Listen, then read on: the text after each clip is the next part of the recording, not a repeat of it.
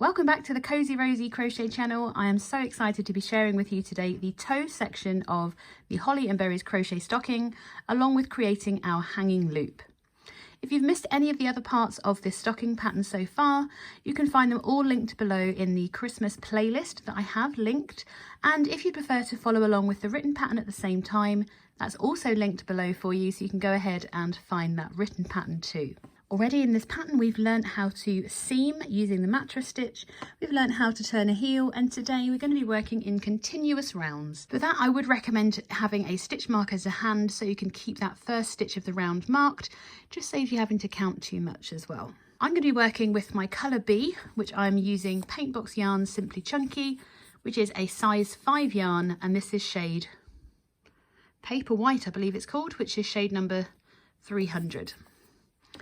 I've got my 6mm Furls crochet hook. This is a resin streamline hook from Furls. Is my absolute favourite. I believe that this, the Cafe Creme, I think it's called, has now been discontinued, which is such a shame. It's one of my favourite hooks, mainly because I love coffee.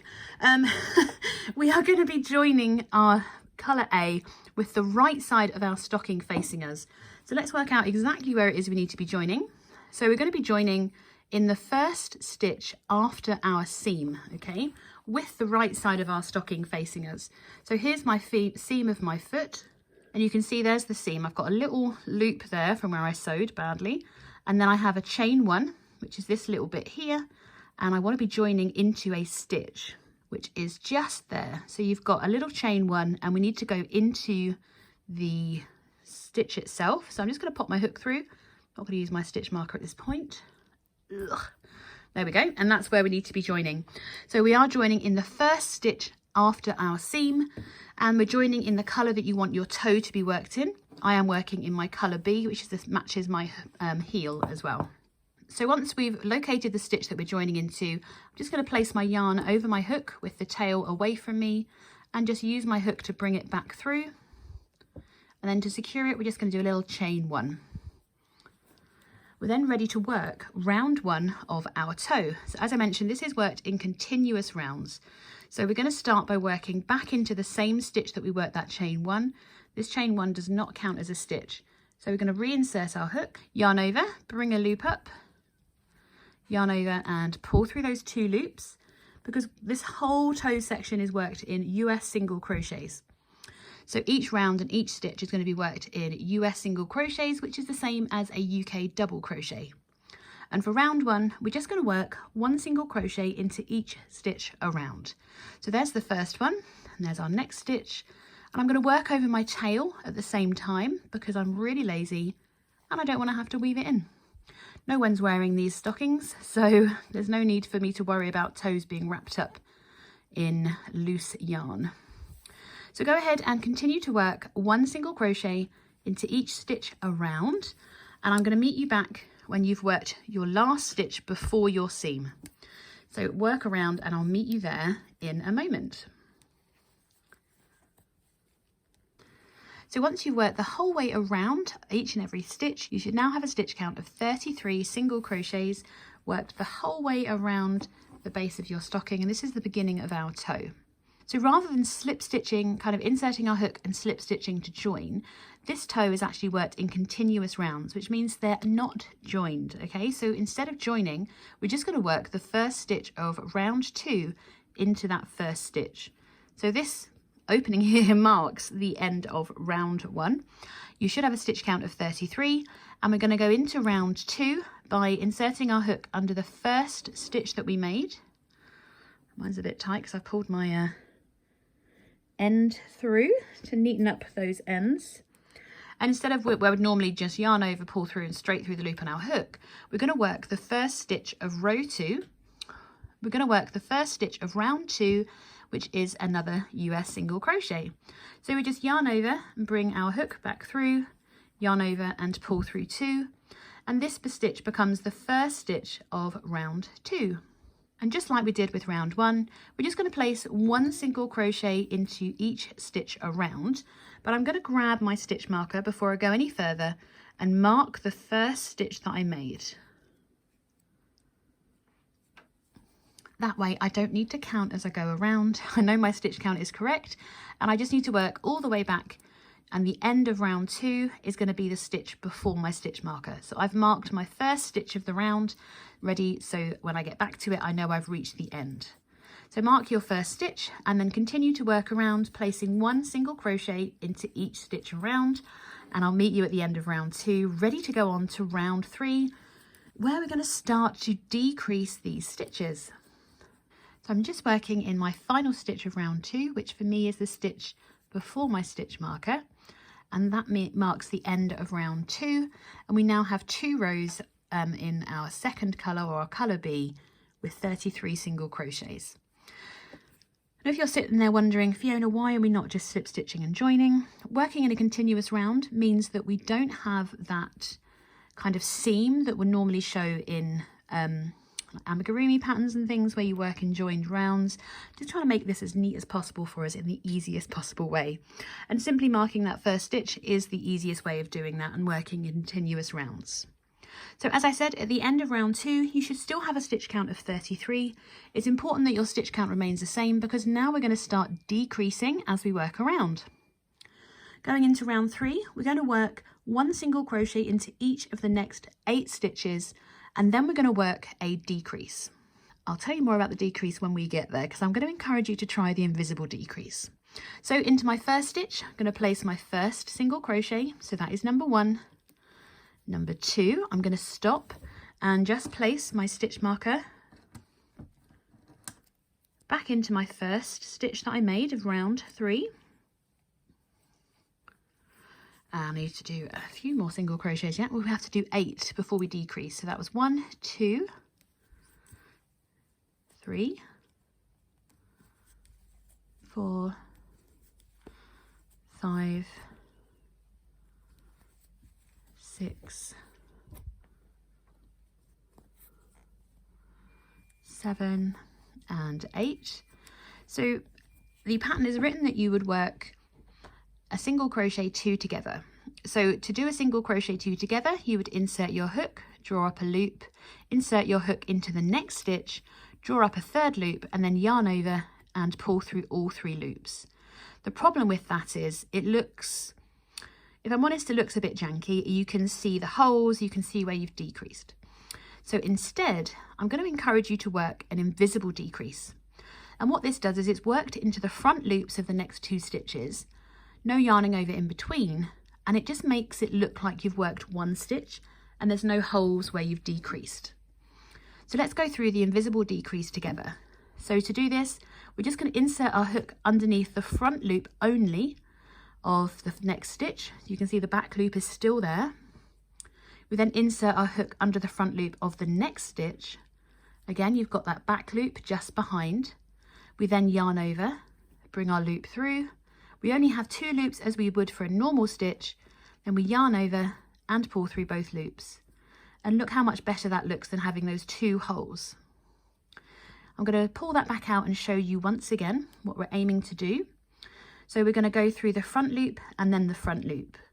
So we go underneath 1 front loop, come back under, pick up the next front loop, grab our yarn, pull through both loops, leaving 2 loops on your hook, yarn over and pull through 2. And we're going to repeat working 8 single crochets, or 1 single crochet into each of the next 8 stitches, followed by a decrease stitch. That was 2,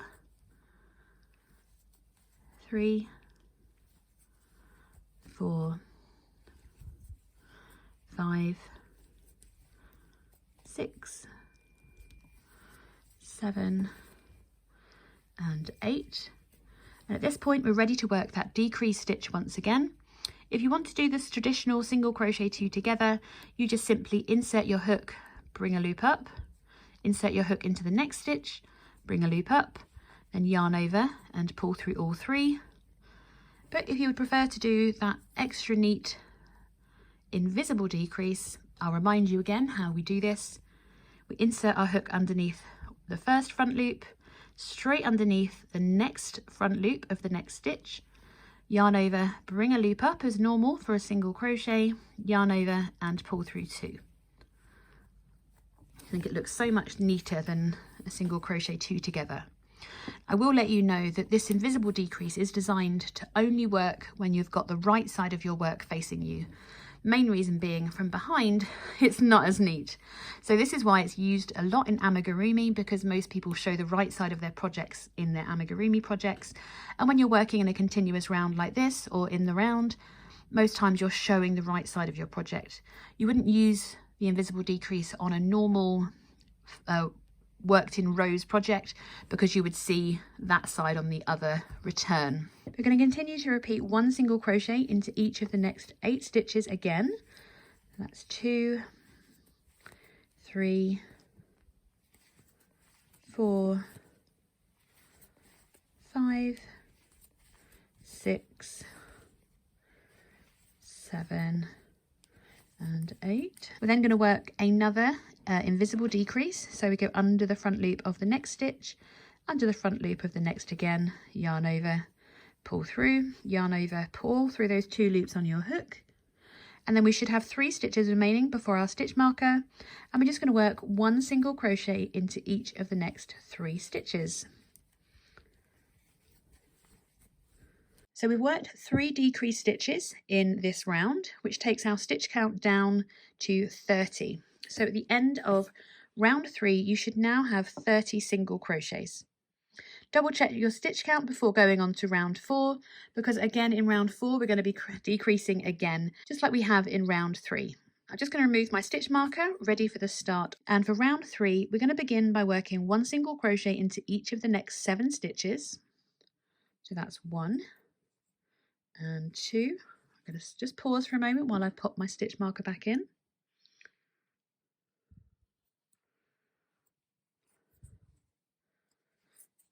3, 4, 5, 6 and 7. And then we're working that, I'm going to work that invisible decrease again. So I'm just going to go underneath the front loop of the next stitch, underneath the front loop of the next stitch again. So I have those loops on my hook, yarn over, pull through those first 2 loops, yarn over and pull through 2 loops. We're going to repeat that again twice more, so working 1 single crochet into each of the next 7 stitches and then work our decrease stitch twice more. Once you've worked your final decrease, you should have 3 stitches remaining.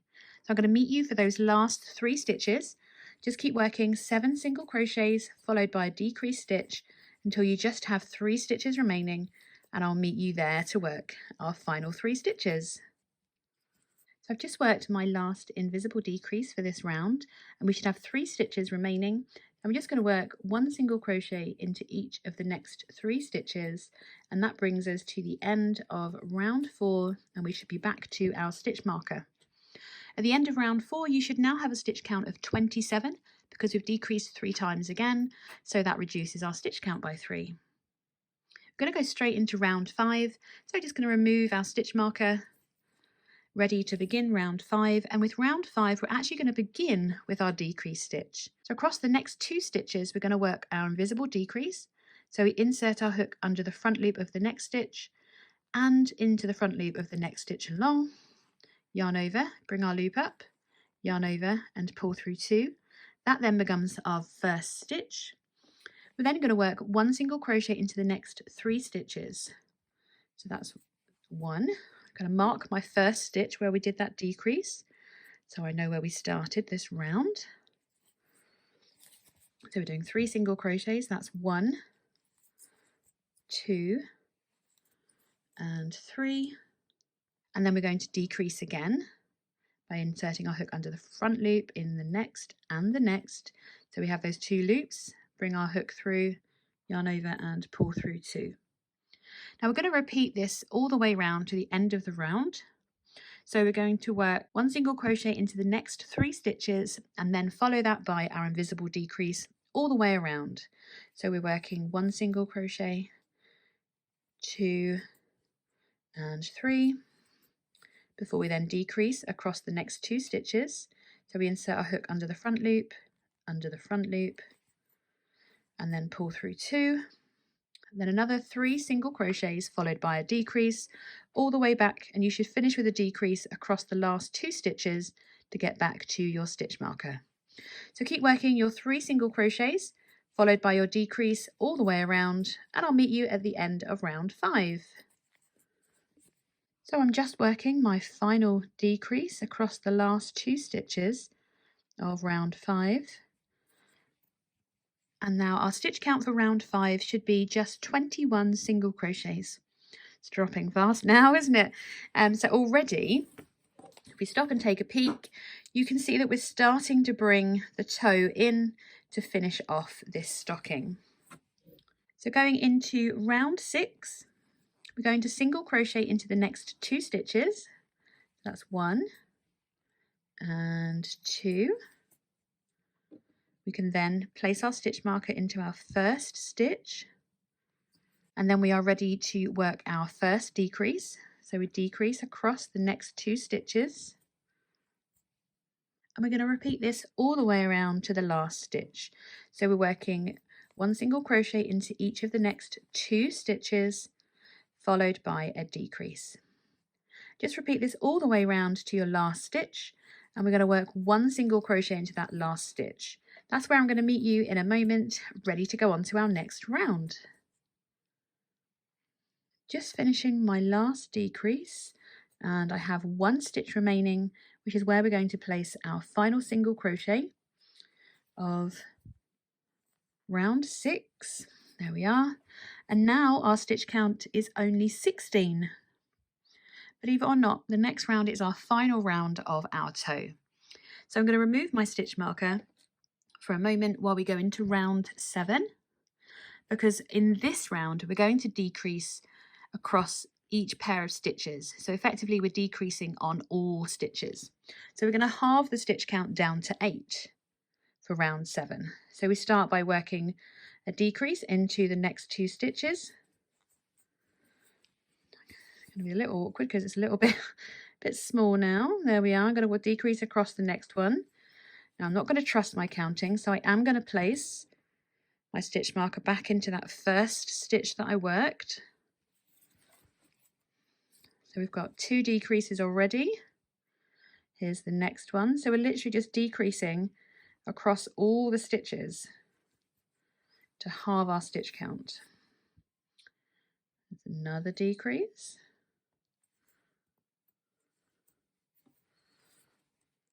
Another one.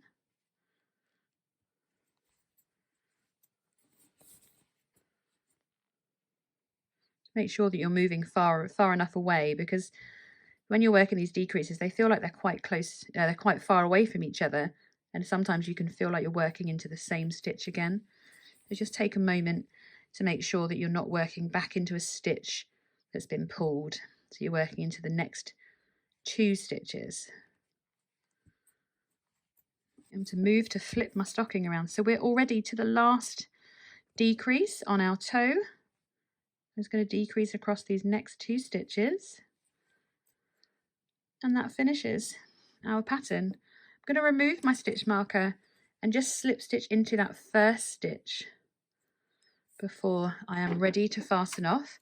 Now I need to leave a little bit of a tail, because we're going to use this tail to weave around this hole. So I'm just going to use my hook to bring that through. Move my hook out of the way, because as you can see, we still have a bit of a hole, and we don't want a hole in our toe, do we? Nobody wants that. So I'm going to grab my darning needle and just thread my yarn through it, and we're going to use this. Let me change the angle so you can see what I'm doing. We're going to use this tail to weave through all the stitches and close that hole. So I'm just going to go back through kind of underneath the first 2 stitches and repeat that all the way around. So it goes around the post of the stitch, really. Oops. Without working into the row below, because that will make a bit of a different look. You can see that that's where we first inserted. So once you've woven through all of those stitches, you simply pull, and it creates a really neat close on your stocking. See, that's actually a decrease, not the hole. And what you can do if you really want to make it a little bit neater, you can come in and out in a bit of a star, really, to go in and out of the middle to make sure that you've brought everything together nice and tightly. And there you see it gives you a really neat close. Very simply, once you're happy with your close, push your needle through one of the holes. You have to insert your hand here to grab that. I grab all of that and pull mine the wrong side out. You can just bring that tail through, ready to weave in. So get these last 2 tails woven in, and then we are going to move on to our hanging loop, the final section of creating our stocking. I'll see you in a few moments once you've got your ends woven in. I've got my ends woven in. I'm just bringing my toe back the right way, flattening it out, and there we have our completed toe section as well. And we just have one last thing to finish, which of course is our hanging loop. Now you can of course just sew on a fabric tie if you want to, just a loop of fabric on the inside or the outside to make a feature of it. I'm going to be crocheting my hanging loop on, and it's going to be worked around our seam. So I'm going to be using my same size hook, my 6mm hook, and I'm going to be using colour A, which is this lovely red, and we're going to be joining in the top of our stocking near the seam, which is actually going to join in the first stitch before our seam. So here's our seam, and we're joining into the stitch before the seam. So I'm just going to insert my hook under that stitch. I'm going to grab my yarn. I'm going to join, as I always do, by simply placing the tail of the yarn towards the back of the hook and just bringing it through. I'm going to make a nice little, make sure I've got enough tail to weave in. Do a chain 1 just to secure it. And from here we've done a chain of 1. We're going to continue to make a chain of 20. So that was 1. Going to yarn over and pull through for 2, 3, 4, 5, 6, 19 and 20. So now we have a chain of 20. If you fold it down, you'll see the size loop that you're going to have. So if you want to make it longer or shorter, just increase or decrease the number of chains that you've made to create a different length loop. Now we're going to start by working into the second chain from hook, but because this is going to be the outside of our hanging loop, I'm going to encourage you to work into the back loop of your chain. So normally as beginners, we would just go underneath that top loop of our chain. But if we rotate our chain, so we can see the back of it, the plait side, you can see there are these back loops. And actually this back loop corresponds to that first or the second chain from hook. The first one's already disappeared, it's just there. So we're going to insert our hook under that second back bump from hook, or under the back of the second chain from hook.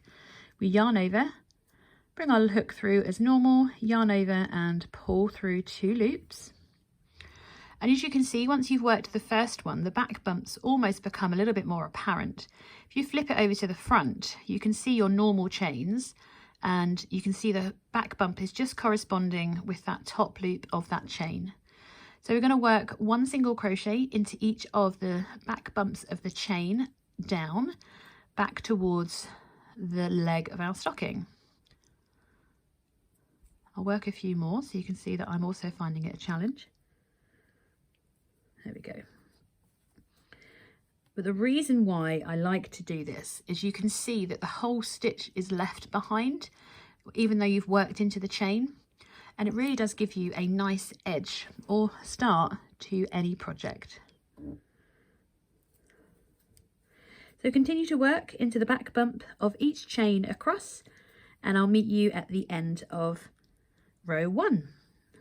I'm just working into my final back loop, which is right by the leg of our stocking, making sure that I've tightened my original starting bit, and there is the start of our hanging loop.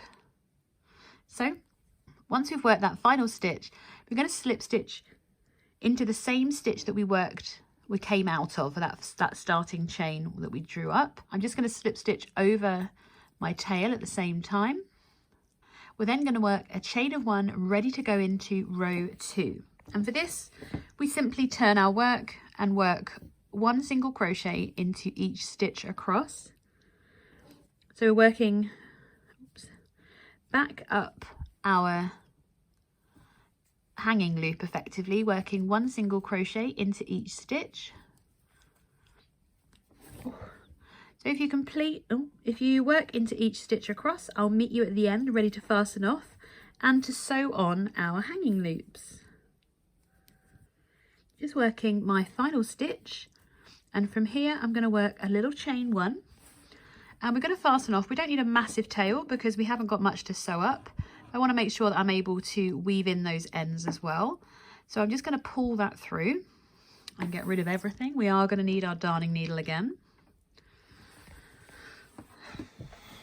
And you can just see I've got to need to uncurl this a little bit, the joy of single crochets. So I'm going to prep by getting my yarn threaded onto my darning needle, because I want to make sure we can do this because you're going to see that it becomes a bit twisted. There you go. So I'm just straightening this out, making sure that it's not twisted in the slightest, and kind of bringing down the end to the inside opening of our leg of our stocking.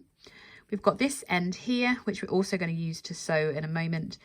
But first of all, we just need to make sure that we're happy with how it's sitting, because we want it to go through both sides of the stocking. So we're going to go through the stocking, take our needle and just kind of sew through that stitch and through the seam. That tail out of the way for a moment, making sure this hanging loop is not twisted. There we go. And then I'm coming back through the stocking, making sure that I grab the hanging loop at the same time, and then do the same again, going through the next stitch, making sure that I've grabbed both bits of my hanging loop.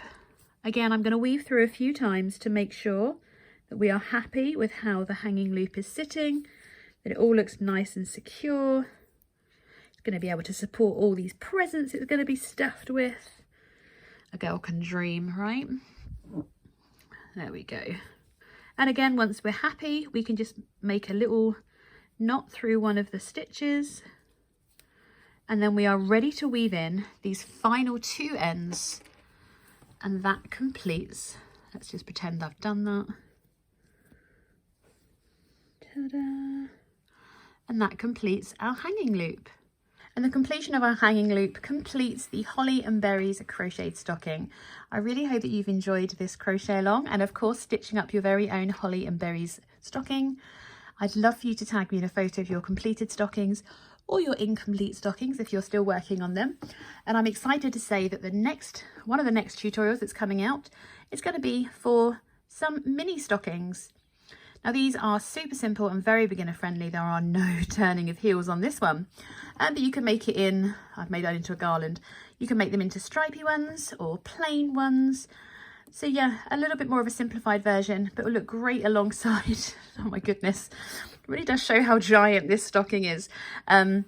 But yeah, I really hope that you've enjoyed making this Christmas stocking, and I hope to see you again very soon for another crochet tutorial or another free pattern right here. So make sure you have hit that subscribe button, and of course the notification bell, so you know the exact time when a next design gets released. Thank you again so much for joining me, and I will see you all again soon in the next video.